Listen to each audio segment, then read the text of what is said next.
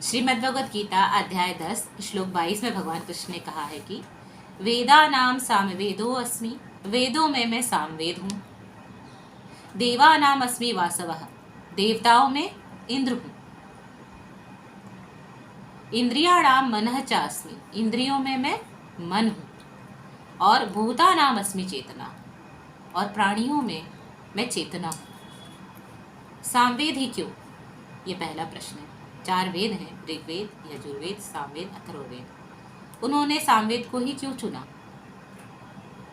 ये पहला प्रश्न है। और दूसरा प्रश्न ये है कि क्या है वेद? वेद है 4, ऋग्वेद, यजुर्वेद, सामवेद, अथर्ववेद। वेद शब्द निष्पन्न है विद धातु से, जिसका अर्थ होता है जानना। वेद का अर्थ है ज्ञान। वेद के बारे में कहा जाता है नान्यः पंथा विद्यते अयनाय, जीवन जीने के लिए अन्य कोई और मार्ग नहीं। अब अगर वेदों में उन्होंने सामवेद को चुना है तो इसका बहुत बड़ा रीज़न होगा, लेकिन उसको हम किसी और समय में चर्चा करेंगे। यहाँ पर जो महत्वपूर्ण है वो ये है कि वेद क्या है। पूरे वेद में, चारों वेदों को अगर हम देखें तो 20,416 मंत्र है, जिसमें कि सामवेद सबसे छोटा वेद है। सबसे बड़ा वेद है ऋग्वेद, और जो सामवेद है वो सबसे छोटा है, जिसमें कि सिर्फ 1875 मंत्र हैं। अगर आप सामवेद देखेंगे तो आप पाएंगे कि इसमें ज़्यादातर मंत्र, 1000 के आसपास जो मंत्र हैं वो ऋग्वेद से ही लिए हुए हैं। इसलिए कई परंपराओं में सामवेद को एक अलग वेद कंसीडर नहीं किया जाता, नहीं माना जाता है।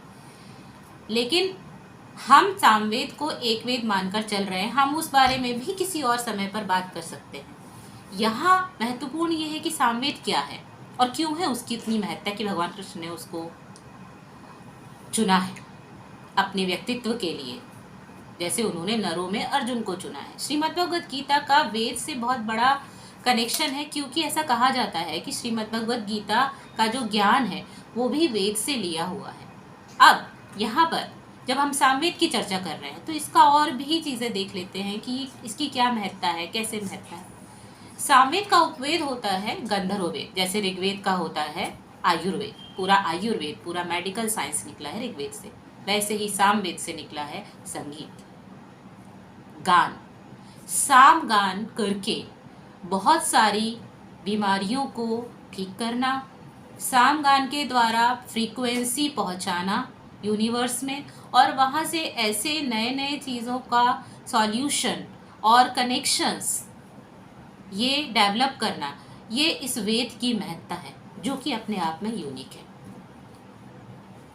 जब आप सामवेद को देखेंगे तो आप पाएंगे कि बल, जिन्हें हम बोलते हैं उदात्त, अनुदात्त, स्वरित, बलों में जब आप बाकी वेदों में देखेंगे तो आपको मिलेगा उसका कैसे लिखा जाएगा। ऊपर एक लाइन रहेगी छोटी सी, नीचे अंडरलाइन रहेगी, जो कि चिन्ह है उदात्त, अनुदात्त और स्वरित का। लेकिन जब आप सामवेद में देखेंगे तो आपको ये अलग तरह से दिखाई देगा। आपको दिखाई देगा 1, 2 और 3 की संख्या में। ये आपको मैं सामवेद का एक मंत्र दिखा रही हूँ। अगर आप यहाँ पे देखेंगे जो कि पाएंगे कि ये देखिए 1, 2, 3, इस तरह से आपको पूरे सामवेद में बल लिखे हुए दिखाई देंगे। ये बाकी वेदों से अलग है। जो गंधर्व वेद होता है वो गान के लिए, नृत्य के लिए बहुत ज़्यादा पहचाना जाता है। गान और नृत्य वैदिक समाज का, वैदिक एरा का एक बहुत इम्पॉर्टेंट हिस्सा है, जिसको आप इग्नोर नहीं कर सकते बहुत एस्पेक्ट से। भगवान कृष्ण महाराज करते थे, भगवान शिव तांडव करते हैं। भगवान शिव और पार्वती का नृत्य लास्य के रूप में जाना जाता है। तो बहुत सारे, और गंधर्व एक अलग प्रजाति है जिनका प्रमुख काम ही होता है गीत और संगीत, वाद्य यंत्र। अब वापस सामवेद पे आते हैं। सामवेद का जो चैप्टर्स और जो मंत्र संख्या जिस तरह से बताई गई है, अगर आप उसमें देखेंगे तो पारंपरिक रूप से जो वैदिक परंपरा है उसमें उपवेद सबसे पहले आ रहा है। शाखाएं और संहिताएं मानी जाती हैं। जो मूल वेद है वो सिर्फ मंत्र होते हैं, शाखाएं क्या होती हैं, जो कि उसका थोड़ा डिटेल्ड वर्जन होती है पारंपरिक रूप से, ऋषि परंपरा से। ऋषि क्या होते हैं, साक्षात्कृत धर्माणः ऋषियो बभूव। वेद के बारे में हमारे शास्त्र ये कहते हैं, वैदिक शास्त्र, कि वेदों को ऋषियों ने साक्षात्कृत किया है, देखा है मंत्रों को। इसलिए ये कहा जाता है निरुक्त में कि साक्षात्कृत धर्माणः ऋषियो बभूव। जिन्होंने धर्म का साक्षात्कार किया वो ऋषि हुए। उन्होंने दूसरों को उपदेश दिया जो असाक्षात्कृत धर्माणः थे। जिन्होंने धर्म का साक्षात्कार नहीं किया था उन्होंने उपदेश दिया। इस तरह से हमारे यहाँ पर गुरु शिष्य परंपरा आई।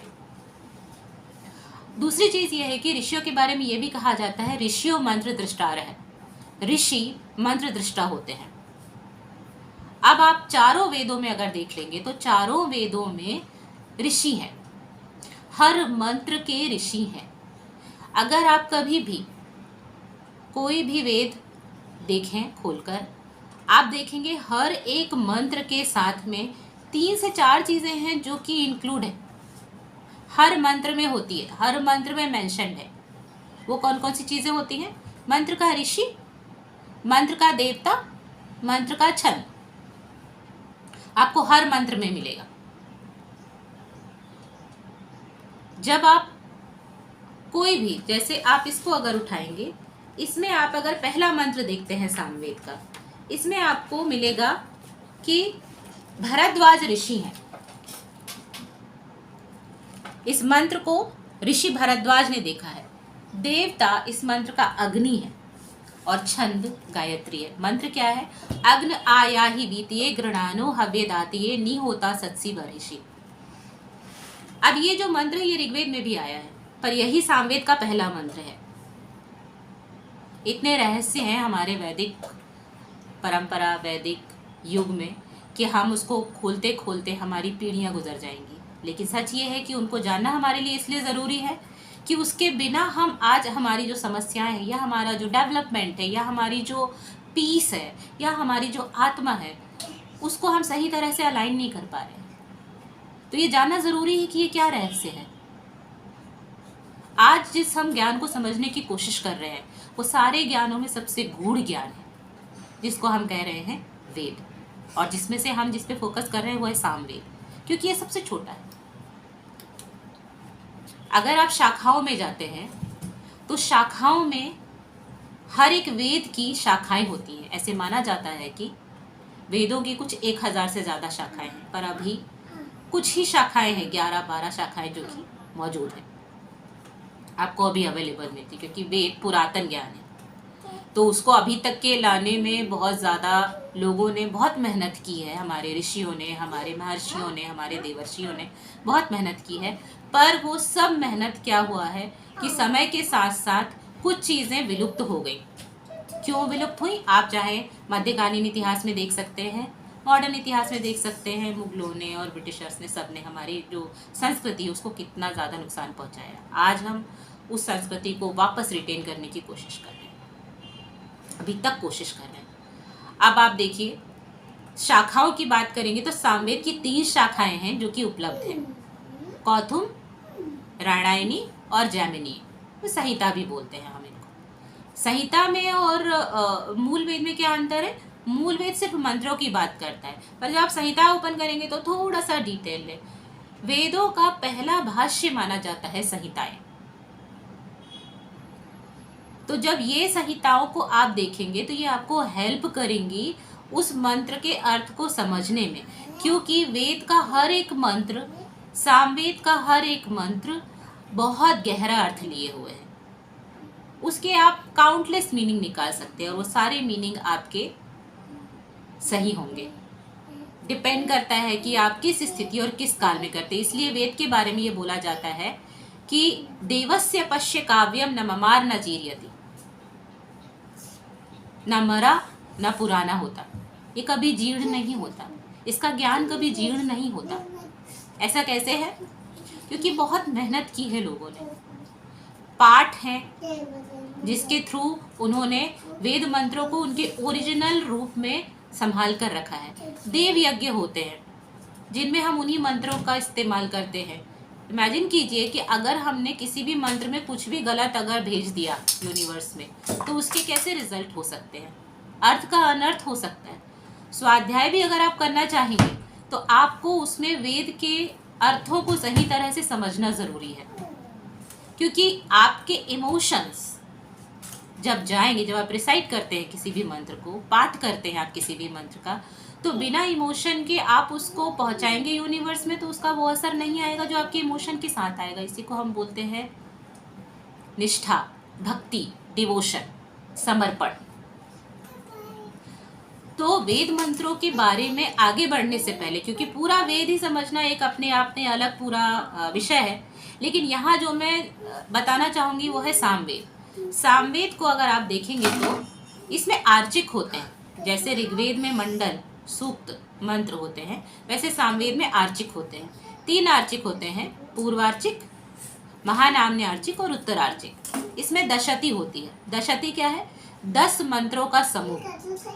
जितने भी 10 मंत्र होते हैं उनका एक समूह है जो कि दशती में कहलाता है। ऐसे 1875 1873 मंत्रों का संकलन है जो कि कहा जाता है कि सामवेद में है।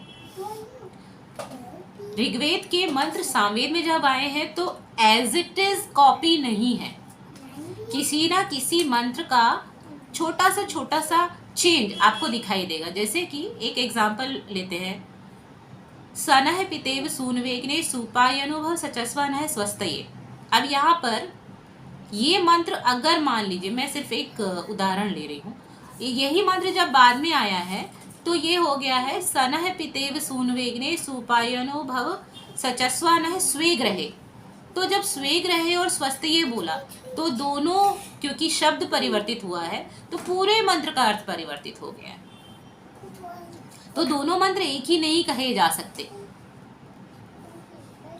कॉम्बिनेशन और मात्रा से बहुत फर्क पड़ता है, ये साइंटिस्ट से बेहतर कोई नहीं जानता। अगर मान लीजिए कि आप एक मात्रा खाने में नमक ज़्यादा डाल देते हैं तो पूरा बैलेंस खराब हो जाता है। वैसे ही मंत्रों में आपको ये समझना होता है कि जो कोई भी मंत्र है उसमें किस तरह से आपको कैसे समझना है। एक शब्द, एक अक्षर के अंतर से पूरे के पूरे शब्द का मीनिंग बदल जाता है। जैसे एक शब्द है जिसको हम बोलते हैं शकल। शकल का मतलब होता है एक टुकड़ा, पीस। सकल, सिर्फ क्या चेंज हुआ है? एक अक्षर। सकल का मतलब होता है संपूर्ण, पूरा संसार। इसे शकल विश्व, वी डोंट से शकल विश्व, वी से सकल विश्व, सकल संसार। मतलब हम बात कर रहे हैं संपूर्ण संसार की, हम बात कर रहे हैं शकल संसार मतलब एक टुकड़े की। अब जब इतना अंतर हमारी संस्कृत भाषा में एक अक्षर के चेंज होने से आता है तो आप समझिए कि अगर पूरा एक शब्द स्वेग्रहे, स्वस्तिये हुआ है तो कितना अंतर नहीं आया होगा मंत्र के अर्थ में, और उसके रिसाइटेशन में कितना अंतर नहीं आया होगा, और उसके अर्थों में, और उसके इम्प्लीमेंटेशन में, उसकी शिक्षाओं में कितना अंतर नहीं आया होगा। इसलिए हमारे लिए ये जानना बहुत ज़रूरी है कि कहाँ कितना अंतर है, और इसको समझने के लिए हमें हेल्प की ज़रूरत पड़ती है। हमें पूरा सिस्टम प्रोवाइड करवाया गया है। वेद कैसे समझना है हमें? सीधे सीधे पढ़ के समझ लेना पॉसिबल ही नहीं, क्योंकि उतना अर्थ तो हमें समझ में ही नहीं आएगा। इतना गूढ़ ज्ञान है कि हमें डायरेक्टली समझ में नहीं आएगा। क्योंकि भारद्वाज से पूछा गया था कि आपको अगर 3 जन्म दे दिए जाए तो आप क्या करेंगे, तो उन्होंने कहा था मैं सिर्फ वेदाध्ययन करूँगा, क्योंकि वो भी कम पढ़ेंगे। ऐसे में आप अगर दूसरे और पुराणों में जो घटना देखें तो सनक, सनंदन, सनातन एंड सनत कुमार, ये 4 ऋषि थे। उन्होंने अविवाहित रहने का डिसीजन लिया था। क्यों? क्योंकि वो अपना पूरा का पूरा ज्ञान जो भी उनके पास है उसको सिर्फ और सिर्फ लोगों में बांटना चाहते थे। वो ये नहीं चाहते थे कि वो गृहस्थ धर्म के में जाए, डेवलप करें सोसाइटी, जो कि ब्रह्मा ने उनसे पूछा था। अगर वो ये करते तो उनकी जिम्मेदारी बढ़ जाती, और बढ़ जाती इस वजह से वो ज्ञान के लिए उतना समय नहीं निकाल पाते, क्योंकि पहले खुद उन्हें ही सीखना था कि कैसे हमें लोगों तक के पहुंचाना है। तो इतना गहरा ज्ञान है वेद। वापस सामवेद की बात करेंगे। सामवेद में आपके जो मंत्र हैं उसमें आपको दशती मिलेगी तो पर्व भी मिलेंगे। जैसे आग्नेय पर्व है, आग्नेय पर्व में आपको अग्नि से रिलेटेड मंत्र मिलेंगे। आप देखेंगे कोई भी वेद का कोई भी मंत्र सब्जेक्टिव नहीं है, मतलब ऐसा नहीं है कि एक चैप्टर लिया और उस चैप्टर में वही एक आ गया, पर कहीं कहीं ऐसा भी मिलता है। जैसे नास्ति सूक्त हो गया, हिरण्यगर्भ सूक्त हो गया, अग्नि सूक्त हो गया, वायु सूक्त हो गया, पवमान सूक्त हो गया, ऐसे बहुत सारे सूक्त हो जाते हैं। अथर्ववेद में यही प्रकरण किया गया है, जो डिस्ट्रीब्यूशन है वो कांड में किया गया है, 20 कांड है अथर्ववेद में। यहाँ पे वो चीज़ पर्व के रूप में आई है या फिर वो चीज़ आर्चिक के रूप में आई है, और इस प्रकार से मंत्रों को अलग अलग तरह से कैटेगराइज ग्रुपिंग की गई है। दशती में 10 मंत्र आएंगे। तो वेद को समझने के लिए आपको वेद के मंत्र अकेले नहीं, संहिता अकेले नहीं, आपको ज़रूरत पड़ेगी एक और चीज़ की, जिसको हम बोलेंगे इतिहास और पुराण। ये कहा गया है कि इतिहास पुराणाभ्याम वेदम समुब्रह्येत। वेद का उब्रहण, वेद का विस्तार, वेद की समझ इतिहास और पुराण से करनी है आपको। इतिहास और पुराण दोनों ज़रूरी है हमारे लिए।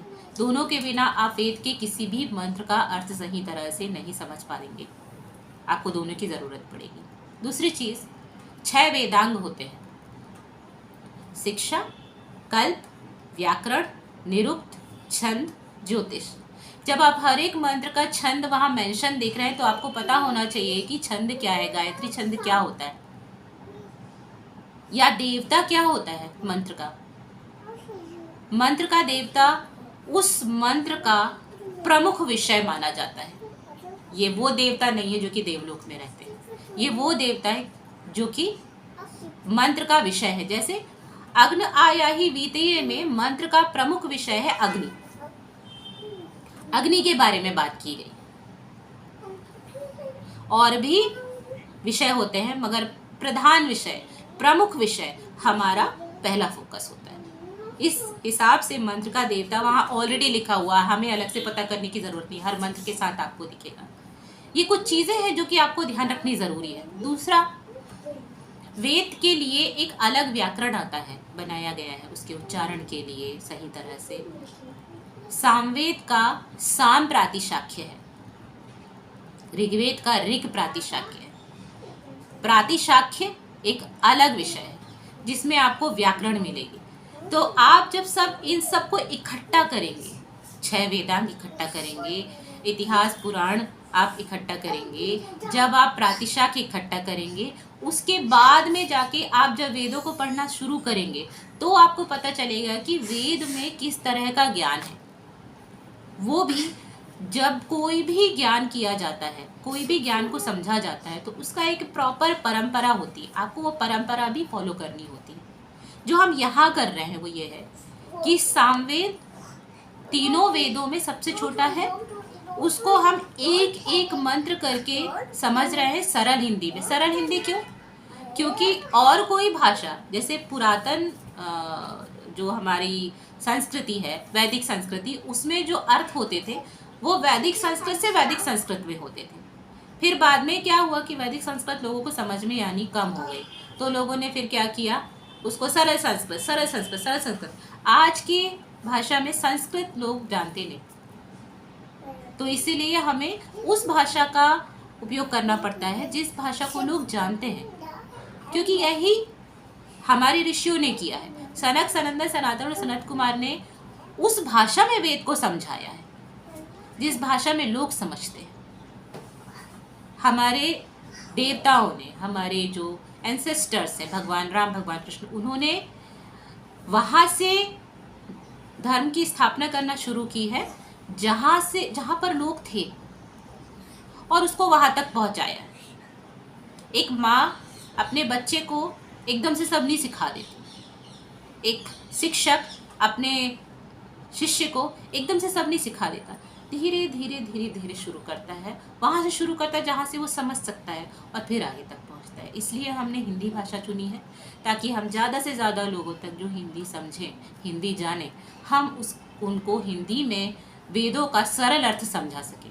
पूरी तरह से ये ज्ञान तो हम पहुँचा नहीं सकते लोगों में, क्योंकि हम भी खुद इतना जानते नहीं, हम भी खुद उस यात्रा में हैं।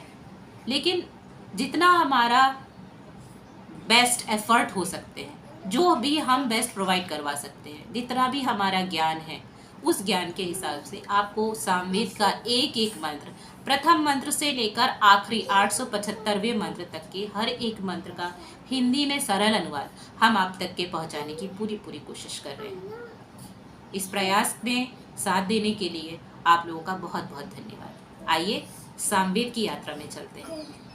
प्रणाम।